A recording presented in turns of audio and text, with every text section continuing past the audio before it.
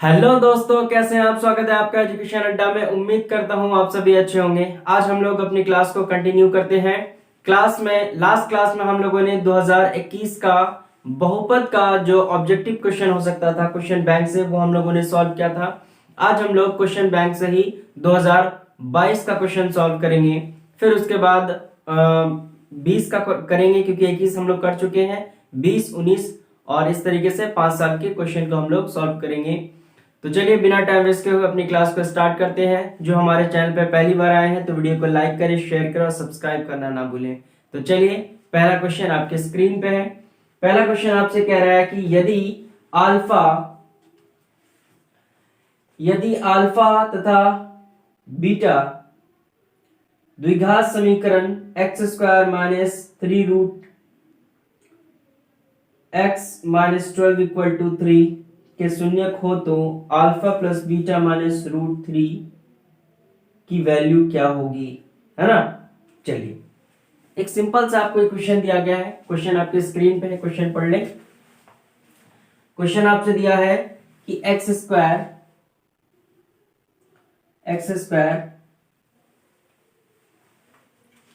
Minus 3 root 3 x plus minus 12 equal to 0, minus 12 equal to 0, ये आपको एक equation दिया गया है। इस इक्वेशन की मदद से आपसे कहा गया कि alpha plus beta minus root under 3, minus ही है ना। चलिए, हाँ माइनस ही है आपका। ये आपको फाइंड करना है। क्या करना है? Alpha plus beta minus root under 3 को फाइंड करना है। तो इसमें आपको कुछ ज्यादा करना नहीं है। इसका मान होता है माइनस बी बाई ए। कल जो हमने पहला क्वेश्चन लिखा था, उस पहले क्वेश्चन में फॉर्मूला गलत लिख दिया था। बोल रहे थे ए ही, लेकिन हमने लिखा था सी, और वैल्यू भी हमने ए का ही रखा था। तो चलिए, मिस्टेक हो जाता है कभी कभी। तो माइनस बी बाई ए, और ये रूट 3 जैसा है वैसा ही रहेगा। Minus b by a, minus b का वैल्यू यहाँ है और ये माइनस पहले से है, तो माइनस माइनस क्या हो जाएगा? प्लस हो जाएगा। तो ये रूट 3 बाई, हाँ, और 1 का जगह क्या लिया गया है? 1 लिया है, तो यहाँ 1 लिखना जरूरी नहीं है। और आप यहाँ क्या लिखेंगे? 3। अब रूट 3 यहाँ एक बार है, और रूट 3 यहाँ कितना बार है? 3 बार है। तो रूट 3 3 बार, रूट 3 1 बार, माइनस होके क्या बचा? रूट 3 2, यानी 2 रूट 3। ऑप्शन में है क्या? चलिए, option number see your right answer. Clear है? चलिए, आई होप यहां तक आप मेरी बात समझ पा रहे होंगे। वैल्यू रख देना अल्फा प्लस बीटा का। वैल्यू कहां से रखना है? इस इक्वेशन की मदद से रखना है। वैल्यू रख दिया। यहाँ रूट 3 3 बार है, यहाँ रूट 3 1 बार है, तो 3 बार में से 1 बार घट गया तो कितना बचा? 2 बार, यानी 2 रूट 3 बच जाएगा। ये आपका राइट आंसर हो जाएगा। चलिए, बढ़ते अपने नेक्स्ट क्वेश्चन की तरफ। एक सवाल बड़ा आसान सा है, आप लोग बता देंगे। कह रहा है कि किसी बहुपद की घात होती है। किसी बहुपद की घात क्या होती है? अभी हमने जो हमने बहुपद का क्लास स्टार्ट किया था तभी बताया था कि बहुपद किसे कहेंगे। बहुपद वही कहला सकता है अगर किसी चर के, यानी कांस्टेंट टर्म का जो घात होगा, जो पावर होगा, वो कैसा होना चाहिए? पूर्ण होना चाहिए, पूर्ण संख्या होनी चाहिए उसकी। कैसा होना चाहिए? घात पूर्ण संख्या होना चाहिए। अगर घात पूर्ण संख्या नहीं होगा तो वो द्विघात बहुपद नहीं कहलाएगा। बहुपद नहीं कहलाएगा। द्विघात तो कैटेगरीज हो गया, बहुपद ही नहीं कहलाएगा। अगर कोई 1/2 है ना, तो ये बहुपद के शकल में नहीं है, ये बहुपद ही नहीं है। अगर -1 है तो ये बहुपद नहीं है, क्योंकि -1 जो है वो पूर्णांक, पूर्ण संख्या नहीं होती है। जैसे होल नंबर यानी 0 से लेकर के अनंत तक, 0 से अनंत तक जो वैल्यू होगा, ये आपका क्या होगा? हाँ, होल नंबर कहलाएगा, पूर्ण संख्या कहलाएगी। अगर किसी चर का घात अगर पूर्ण संख्या है तो वह बहुपद है, अगर पूर्ण संख्या नहीं है घात तो वह बहुपद नहीं है। तो चलिए, आपका ऑप्शन क्या है? पूर्ण संख्या, तो आंसर सी है आपका राइट आंसर। चलिए हम लोग बढ़ते हैं अपने नेक्स्ट क्वेश्चन की तरफ। नेक्स्ट क्वेश्चन क्या कह रहा है आपसे, कह रहा है बहुपद, ये भी बड़ा आसान सा सवाल है कि किसी भी द्विघात समीकरण का जो मूल्य रूप होता है ये इसी तरीके से होगा, x square plus b x plus c. अब इसका आपका आलेख पूछ रहा है, आलेख का मतलब होता है ग्राफ। आलेख आपसे पूछ रहा है कि इसका आलेख कैसा होगा, तो आप जब भी आलेख बनाया होगा तो हमेशा पाराबोला बनता है, यानी पर हिंदी में आपको दिया गया है यहाँ पर परवल, परवलय हो जाएगा, है ना, यानी ऑप्शन नंबर बी जो है आपका राइट आंसर है, परवलय हो जाएगा। कोई भी आपका अगर आप ग्राफ खींचते हैं तो ये हाइपरबोला इस तरीके से अपवर्ड या डाउनवर्ड, ऊपर की तरफ या नीचे की तरफ गिरता हुआ होगा ना, ये किसका ग्राफ बनेगा, आलेख बनेगा, ये द्विघात समीकरण का बनेगा। ठीक है, बात समझ गए। चलिए हम लोग बढ़ते हैं अपने नेक्स्ट क्वेश्चन की तरफ। ये क्वेश्चन कल भी आया था लेकिन हम लोगों ने कल इसे क्या कर लिया, सिर्फ आंसर बताते हुए आगे बढ़ गए। तो चलिए आज इसका हम लोग सॉल्व सीख लेते हैं। कह रहा है कि शून्यक 2 8 वाले बहुपद की संख्या होगी। कह रहा है कि दो शून्यक है, मान लिया कि एक शून्यक जो है अल्फा है वो 8 है और दूसरा शून्यक जो है वो बीटा है, सॉरी पहला शून्यक 2 है और दूसरा शून्यक 8 है। मान लिया कि जो शून्यक दिया गया है, पहला शून्यक क्या है 2 है, दूसरा शून्यक क्या है 8 है। आपने इक्वेशन पढ़ा है कि किसी भी बहुपद को निकालने के लिए, और संख्या भी किसका पूछ रहा है, बहुपद निकालने के लिए, तो किसी भी बहुपद को निकालने के लिए या बहुपद में क्वाड्रेटिक इक्वेशन है, तो क्वाड्रेटिक इक्वेशन का आपने क्या फॉर्मूला पढ़ रखा है कुछ इस तरीके से कि अल्फा प्लस बीटा गुना x alpha into beta is equal to 0। ठीक है ना, और इसी को हम लोग एफ एक्स भी कहते हैं। एफ एक्स बराबर ये पूरा इक्वेशन हो गया, तो ये लिखना जरूरी नहीं है, हमने 0 आगे दे ही दिया है। तो अगर किसी क्वाड्रेटिक इक्वेशन को लिखना है, हाँ, या बहुपद के बारे में पूछ रहे हैं, तो यहाँ पर एफ एक्स लिख दीजिए, क्योंकि ऑब्जेक्टिव में इतना कोई जरूरी नहीं पड़ता है। ये नहीं लिखा कोई दिक्कत नहीं है, ऐसा ऑब्जेक्टिव में कोई जरूरी नहीं पड़ता है एफ एक्स लिखना या नहीं लिखना है। एक समझाने के लिए आपको हम लिख रहे हैं कि क्वाड्रेटिक इक्वेशन का जो फॉर्मूला होता है x square minus alpha plus beta गुना x plus alpha into beta होता है। तब आप क्या करोगे, यहाँ पे करना कि एक्स स्क्वायर माइनस इन दोनों को जोड़ देंगे, तो जोड़ देंगे तो क्या हो जाएगा, 8 2 10 हो जाएगा, 10x हो जाएगा, और यहाँ पे क्या हो जाएगा 8 दूना 16 हो जाएगा। तो ये आपका इक्वेशन बना, मान लीजिए, और ये द्विघात समीकरण है तो यहाँ पे क्या होगा 0 होगा। अगर इक्वेशन है इसके आगे हमने 0 मल्टीप्लाई कर दिया, 2 मल्टीप्लाई कर दिया माइनस प्लस 6 इक्वल टू 0। हमने यहाँ पर 3 मल्टीप्लाई कर दिया इसी इक्वेशन के आगे और लिख दिया, सेम इक्वेशन लिख दिया इक्वल टू 0। इसी इक्वेशन के आगे हमने 4 मल्टीप्लाई कर दिया, लिख दिया इस तरीके से प्लस 6 इक्वल टू 0। तो हम क्या करते चले गए कि एक इक्वेशन, इस सॉल्यूशन यानी इस शून्य की मदद से हमने एक इक्वेशन तैयार किया। वो इक्वेशन क्या था, ये इक्वेशन था। इस इक्वेशन में हमने 2 से मल्टीप्लाई किया, तो क्या फर्क पड़ेगा इसकी वैल्यू पर, कोई फर्क नहीं पड़ेगा। ये 2 से ये गुना में है, इधर आके भाग में हो जाएगा, ये गुना में इधर आके भाग में हो जाएगा, ये गुना में इधर आके भाग में हो जाएगा, तो टोटली 0 हो जाएगा। फिर भी ये जैसा है वैसा ही इक्वेशन बच जाएगा। इसी तरीके से हम गुना करते चले जाएं तो अनंत तक गुना करते चले जाएंगे और अलग अलग इक्वेशन हमको मिलता चला जाएगा ना। तो हमने देखा कि इसमें कुछ भी नंबर मल्टीप्लाई करते चले जाएं और हमें बहुपद जो है, कई बहुपद मिलते चले जाएंगे। तो यहाँ पे जो आपका आंसर हो जाएगा अनगिनत हो जाएगा, है ना। कल का जो आंसर था वो गलत था। कल जो हमने 2 टिक किया था वो जल्दीबाजी में 2 हमने आंसर बता दिया था।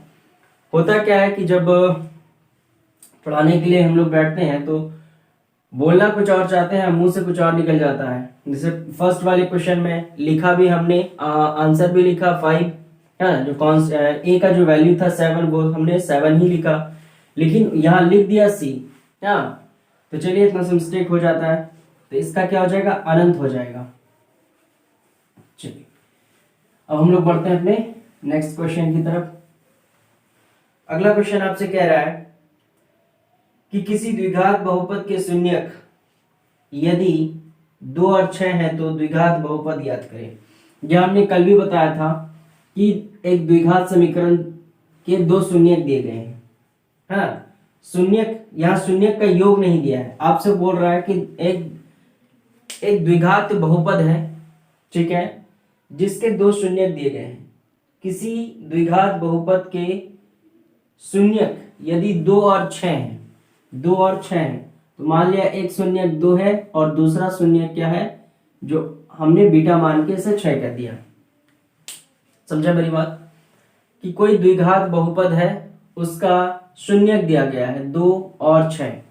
अब सवाल में चेंजेस क्या है, इससे पहले वाले सवाल में हमने पढ़ा था कि किसी द्विघात बहुपद के शून्यक का योग दिया रहता था और शून्यक का गुणनफल दिया रहता था, लेकिन यहाँ आपसे शून्यक का योग नहीं दिया, शून्यक का गुणनफल नहीं दे करके इंडिविजुअल आपका शून्यक दे दिया कि ये अल्फा का मान हो गया और ये बीटा का मान हो गया। बात समझ गए? करना सेम चीज है, आपको करना क्या है, आपने पढ़ रखा है कि किसी भी द्विघात बहुपद निकालना हो तो ये फॉर्मूला लगाते हैं आप लोग कि अल्फा प्लस बीटा गुना x into alpha into beta, और ये बराबर क्या हो जाएगा, 0 के बराबर हो जाएगा।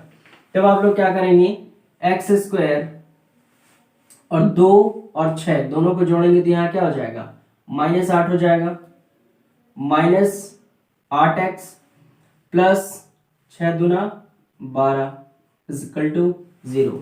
क्या ऐसा है इक्वेशन में? आपके ऑप्शन में है आंसर। चलिए क्वेश्चन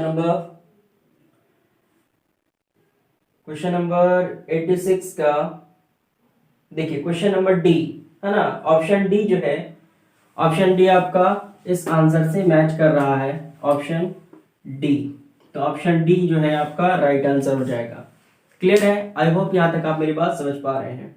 तो चलिए क्वेश्चन को आगे पढ़ते हुए,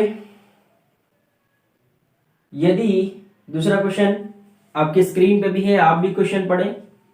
यदि बहुपद x square plus y square plus 6y plus 55 के शून्यक है। अब ये ना तो आपसे कुछ एक्स्ट्रा कुछ नहीं पूछ रहा है, यह आपको एक इक्वेशन दे दिया कि x square y square plus 16y plus 55, इसको सॉल्व नहीं करना है। बड़ा आसान सा क्वेश्चन है, कॉन्सेप्ट है तो क्वेश्चन बनेगा, कॉन्सेप्ट नहीं है तो क्वेश्चन नहीं बनेगा। इसको सॉल्व नहीं करना है। अब आपसे यहाँ क्वेश्चन क्या पूछा, क्वेश्चन आपसे पूछ रहा है कि दोनों ऋणात्मक है, दोनों धनात्मक है, एक ऋणात्मक है एक धनात्मक है। जब भी दोनों पॉजिटिव होगा तो आंसर हमेशा कैसा आएगा, दोनों निगेटिव आएगा। अगर दोनों निगेटिव है तो आंसर कैसा आएगा, दोनों आंसर पॉजिटिव आएगा। क्लियर है? इस बात को याद रखेंगे हम लोग कि दोनों अगर यहां इन दोनों की जगह में अगर पॉजिटिव है यानी प्लस है तो x का मान जो या y का मान जो है दोनों माइनस में आएगा। अगर यहां भी माइनस और यहां भी माइनस है तो y का मान या x का मान दोनों किस में आएगा, प्लस में आएगा। क्लियर है? तो हम लोग लिखेंगे दोनों क्या होगा, ऋणात्मक होगा। क्लियर है? समझ रहे हैं आप मेरी बात? चलिए बढ़ते हैं हम लोग अपने नेक्स्ट क्वेश्चन की तरफ। नेक्स्ट क्वेश्चन आपके स्क्रीन पे है। क्वेश्चन आपसे कह रहा है कि एक इक्वेशन है x square 2x square plus 5x plus 5x minus के। ये सवाल हमने कल भी पढ़ा, लेकिन कल हमने इसका सिर्फ सॉल्यूशन पढ़ा है ना। इसको किस तरीके से सॉल्व करते हैं ये हमने कल नहीं पढ़ा था, आज हम लोग इसको भी पढ़ेंगे। क्वेश्चन आपसे कह रहा है कि एक इक्वेशन है, इस इक्वेशन का एक शून्यक निकला एक शून्य दूसरे का व्युत्क्रम यानी उल्टा है, एक शून्य दूसरे शून्य का क्या है, व्युत्क्रम है, उल्टा है। तो हमें क्या करना है, के का मान निकालना है। अच्छा सर के कहाँ है, ये ए की जगह पे, ये बी की जगह पे और ये सी की जगह पे। के जो है सी की जगह पे है। मान लीजिए कि इसका एक शून्य अल्फा निकला तो दूसरा शून्य इसका उल्टा है, दैट मीन्स 1/अल्फा होगा, हाँ या ना। आपका आंसर होगा यस सर, कि अगर एक पहला, क्योंकि क्वेश्चन में ही कह रहा है कि पहला क्या होगा, अगर अल्फा है तो दूसरा उसका व्युत्क्रम, व्युत्क्रम क्या हो गया, उल्टा हो गया, 1/अल्फा। एक चीज और हमने पढ़ रखा है, इस बात को याद रखेंगे हम लोग। फिर हमने पढ़ रखा है कि शून्यकों का गुणांक। अच्छा शून्यकों का योग क्यों नहीं लिया हमने, क्योंकि यहाँ के का मान निकालना है और के कहाँ है, सी पर है, और सी तभी यूज होता है जब हम शून्य का गुणांक की बात करते हैं।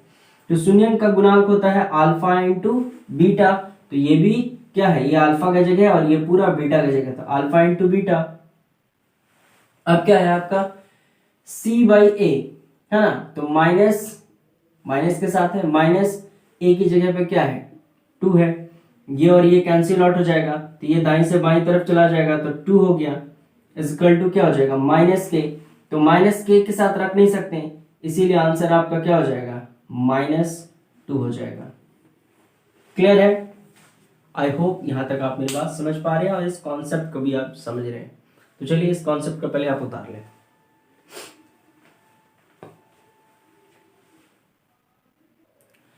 चलिए नेक्स्ट क्वेश्चन है कि px का एक वैल्यू दिया गया है कि px बराबर x² प्लस 5x माइनस 12, ये आपका px का मान दिया गया है। अब आपसे कह रहा है कि x बराबर यानी p1 का मान निकालें, p1 का मान निकालिए। तो बड़ा आसान क्वेश्चन है, क्लास 9th में भी आपने पढ़ा है। x की जगह पे px है तो यहाँ पूरे में x है, अगर p x की जगह पे 1 है तो यहाँ पूरे में क्या होगा 1 होगा, अगर यहाँ 2 है तो पूरे में क्या होगा 2, अगर यहाँ 3 है तो पूरे में 3, अगर यहाँ 1000 है तो यहाँ x की जगह पे क्या होगा 1000 हो जाएगा। बड़ा आसान सा सवाल है। तो x की जगह पे आपको क्या रखना है 1 रखना है, 1 का स्क्वायर प्लस 5, x की जगह पे क्या रखना है 1 रखना है, और 12 के साथ कुछ नहीं है, x नहीं है तो 12 जैसा है वैसा ही उतर जाएगा। यहाँ हो जाएगा आपका 1, यहाँ हो जाएगा आपका 5, ये हो जाएगा आपका 12, तो ये दोनों हो गया आपका 6 में से 12 माइनस हो जाएगा, आंसर क्या हो जाएगा 6, तो -6 is the right answer. Clear है? चलिए आप इसे भी उतार लें एक बार। तो हम लोग सेकंड पाली की तरफ चलेंगे। आइए अब हम लोग सेकंड पाली की तरफ आते हैं। ठीक है, ये प्रथम पाली हो गया, हम लोग दूसरी पाली की तरफ, हम लोग द्वितीय पाली में देखेंगे। पहला क्वेश्चन द्वितीय कर देते हैं। द्वितीय पाली में आपका पहला क्वेश्चन है कि 6x³ minus 11x² minus 3x plus 2 एक आपको इक्वेशन दिया गया है जो कि त्रिघात है। त्रिघात है इसका मतलब इसका 3 शून्य निकलेगा, अल्फा बीटा एंड गामा। इसी से रिलेटेड आपसे सवाल पूछा है। क्वेश्चन आपके स्क्रीन पे भी है, क्वेश्चन पढ़ लें। आपसे पूछ रहा है alpha into beta, beta into gamma plus gamma into alpha का मान क्या होगा, यही आपसे पूछ रहा है।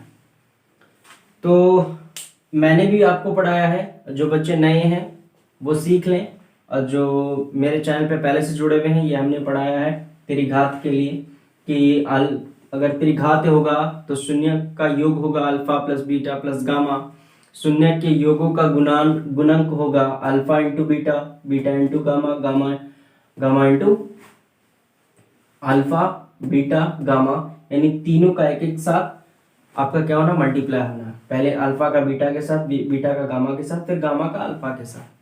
अब इसकी वैल्यू क्या होती है, हमने सिंपल सा अल्फा प्लस बीटा पढ़ा है, अल्फा प्लस बीटा यानी -b/a, और अल्फा इंटू बीटा पढ़ा है, यहाँ क्या हो जाएगा प्लस c/a, यही हमने फॉर्मूला पढ़ा है। लेकिन यहाँ क्या है अल्फा इंटू बीटा, मल्टीप्लाई भी है और सम भी है इसका, तो इसका सिंपल सा एक फॉर्मूला था आपका, सेम फॉर्मूला है, ठीक है, c/a,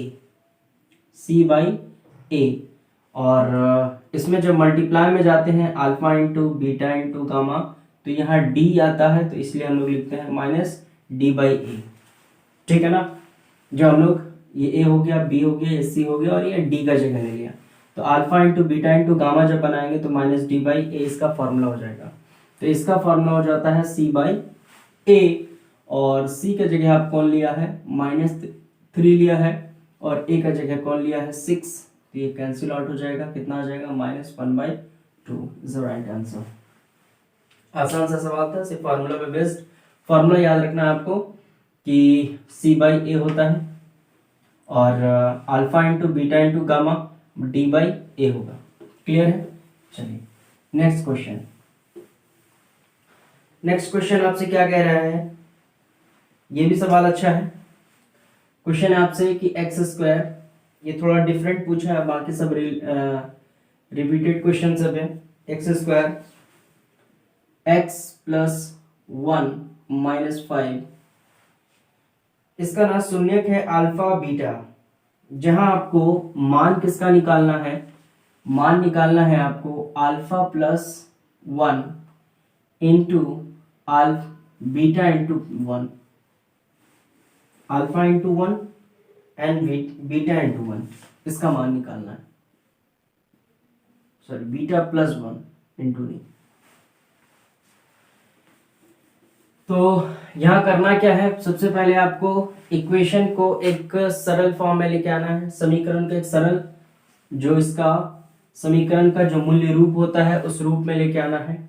मूल्य रूप क्या होना चाहिए, ये इक्वेशन 0 के इक्वल हो जाएगा, क्योंकि इसका शून्यक अल्फा और बीटा है, इसका मतलब शून्यक निकला है, तो ये शून्य के बराबर होना चाहिए, शून्य, ये 0 के इक्वल हो जाएगा। तब आप क्या करो, यहाँ इसे इक्वेशन को चेंज करोगे, तो ये 3x हो जाएगा, ये -3 हो जाएगा, -5 पहले से है, इक्वल टू 0 हो जाएगा।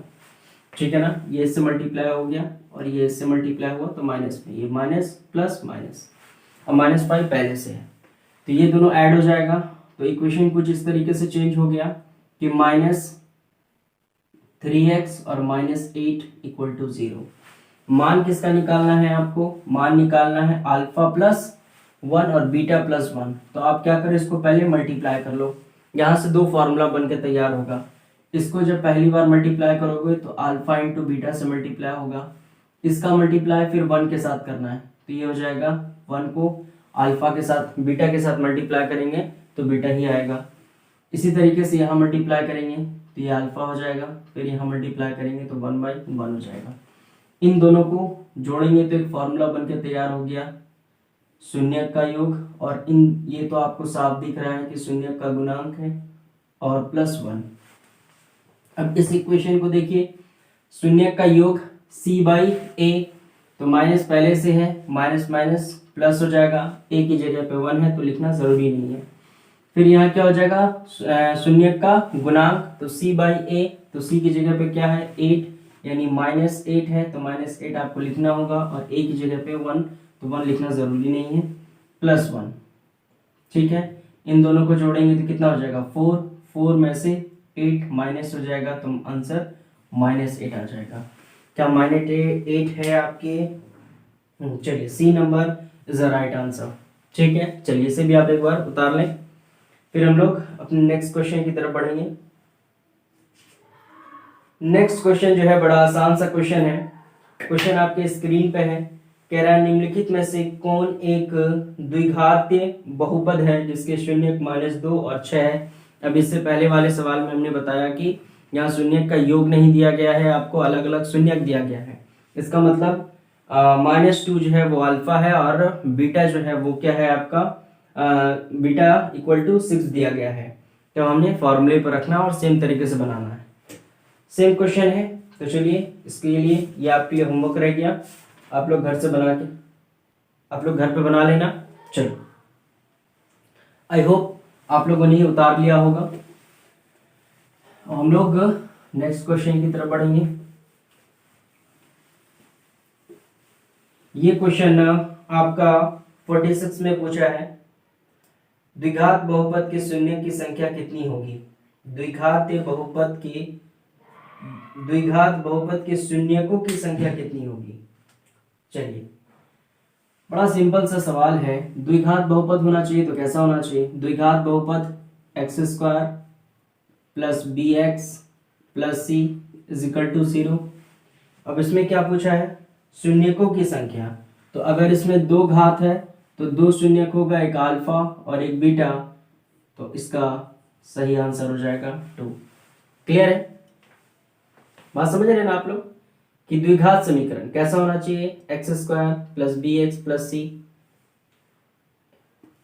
घात कितना है इसका? दो घात है तो दो सॉल्यूशन आएगा, दो शून्य का आएगा, एक अल्फा एक बीटा, तो अल्फा बीटा आ रहा है, इसका मतलब इसका शून्य कितना हो गया? इसका शून्य हो जाएगा आपका, दो शून्य हो जाएगा। आसान सा सवाल है। इसमें से फिर पूछ रहा है इनमें से कौन बहुपद नहीं है। तो अभी हमने पढ़ा था कि बहुपद वही होगा जिसका पावर यानी कि चर का जो घात होगा वो कैसा होगा? वो पूर्ण संख्या के रूप में होगा। तो इनमें से कौन ऐसा है जो चर पूर्ण संख्या के रूप में नहीं है? सी नंबर ऑप्शन में लिखा है 1/x -1। तो ये हर हाल में बटे की शक्ल में है, तो ये ऊपर जाएगा तो माइनस आंसर आएगा, यानी कि इसका घात जो होगा माइनस में होगा। ठीक है ना? तो कभी भी माइनस घात या रूट वाला घात, बटे वाला घात, यानी कि जो पूर्ण संख्या ना हो वैसा घात वो बहुपद नहीं होता। इसका मतलब ये बहुपद आपका नहीं है, यही आपका राइट आंसर हो जाएगा। ये है आपका C number, option number C. चलिए 48 कल हम लोगों ने बताया था, 48 बताया था कल हम लोगों ने। इसमें कल जो है हम लोगों ने कुछ मिस्टेक किया है, चलिए उस मिस्टेक को आज सुधार लेते हैं। कल जो है बहुत दिन के बाद हम लोग आए थे ऑनलाइन, जिसके कारण बहुत सारी गलतियां हुई हैं कल, उस चीज़ को आज हम लोग सुधारेंगे। तो px का जो घात है वो दिया गया है आपका 7 और qx का जो घात है वो आपका दिया गया है, इसका घात दिया गया है आपका कितना है? 3 है ना? हाँ चलिए 3 है। इसका मतलब, और आपसे पूछ रहा है कि px बटे gx का मान क्या होगा, और इससे पहले भी आपका एक रिलेशन दिया गया है, तो उस रिलेशन के बारे में हमने कल बताया था कि क्या होना चाहिए। ये px का मतलब है कि x, यहाँ जो px बराबर होना चाहिए, घात क्या होना चाहिए? 7, यानी कि 7x होना चाहिए, और gx का घात कितना होना चाहिए? 3, इसका मतलब 3 घात होना चाहिए। और हमने हर बार ये चीज़ पढ़ा है कि अगर कोई a पे पावर m और बटे a पे पावर n होगा तो हम इसे क्या करेंगे? a m माइनस n करते हैं, यही करते हुए आ रहे हैं शुरू से, और यही हमने पढ़ा भी है। तो यहाँ भी यही करना आपको, तो 7 - 3 करना है, डेट मीन्स x बराबर कितना हो जाएगा? 4। तो इसका वैल्यू कितना हो गया? घात कितना हो जाएगा? 4। ठीक है ना? घात कितना हो जाएगा? 4 घात हो जाएगा। क्या ऑप्शन में है आपके? चलिए हाँ, चलिए बी नंबर जो है आपका राइट आंसर है। बी नंबर क्या है आपका? राइट आंसर है। आई होप यहां तक आप मेरी बात समझ पा रहे हैं। तो हम लोग आगे की तरफ बढ़े। नेक्स्ट क्वेश्चन आपके स्क्रीन पर पढ़िए इसे। क्वेश्चन आपसे कह रहा है कि यदि बहुपद px एक शून्यक -2 है तो px, बड़ा आसान सा ये भी सवाल है, ये भी आपका क्लास 9 का ही सवाल आपसे पूछ दिया। कहा गया कि px का एक शून्यक जो है वो -2 है। सर px का शून्यक 2 है, px क्या होना चाहिए? px क्या होना चाहिए? कुछ ऐसा होगा, x + 1 भी हो सकता है, 2x + 1 भी हो सकता है, x² + 3 भी हो सकता है। अगर इस 2 को यहां रखेंगे तो ये पूरी वैल्यू क्या हो जानी चाहिए? 0 के इक्वल हो जानी चाहिए। इसका मतलब ये जो 2 दिया है, x का मान दिया है आपको, है ना? शून्यक का मतलब है ये जो -2 दिया है, ये x का आपको क्या दिया है? मान दिया है, यानी x बराबर -2 दिया गया है आपको। समझ गए? समझ गए ना? कि अगर किसी इक्वेशन को आप सॉल्व करते हैं, जैसे 2x² - 5x +3। इसको आप सॉल्व करेंगे तो कुछ ना कुछ इसका आंसर आएगा, 2 आंसर आएगा इसका, है ना। तो यही तो x का मान होगा ना, वैसे ही, और यही क्या कहलाता है, यही शून्य कहलाता है। यही x का मान क्या कहलाता है, शून्य कहलाता है। वैसे ही यहाँ कह रहा है कि px का एक शून्यक है, इसका मतलब x का जो मान दिया गया है वो दिया गया है -2। समझ गए, x का मान -2 है, that means x left to right आएगा तो क्या हो जाएगा, +2 = 0। तो ये ऑप्शन जहां आपको दिख रहा है वहां आपका आंसर हो जाएगा, यानी x+2 आपका राइट आंसर हो जाएगा। चलिए बी नंबर आपका राइट आंसर है। चलिए लास्ट क्वेश्चन, इस सेशन का लास्ट क्वेश्चन 2022 आपका कंप्लीट हो जाएगा बहुपद का। चलिए लास्ट क्वेश्चन क्या कह रहा है आपसे, x² - 4x + 1, x² - 4x + 1। और क्वेश्चन भी बड़ा आसान सा है। क्वेश्चन आपसे पूछ रहा है, पहले वाले में यानी 21 में हमने पढ़ा शून्यक का योग, शून्यक का योग, शून्यक का योग, कई क्वेश्चन में हम लोगों ने पढ़ा, लेकिन ये यहाँ एक पहला क्वेश्चन ऐसा दिया गया है कि एक इक्वेशन दिया गया है और आपसे पूछ रहा है अल्फा इंटू बीटा का मान निकालें। ये तो लैंग्वेज में नहीं लिखा है, डायरेक्ट लिख दिया है अल्फा इंटू बीटा का मान निकालें, या नहीं तो ऐसा कह सकता था कि शून्यक का गुणनफल निकालें। तो दोनों क्या हो जाता, सेम हो जाता, सेम तरीके से निकालेंगे।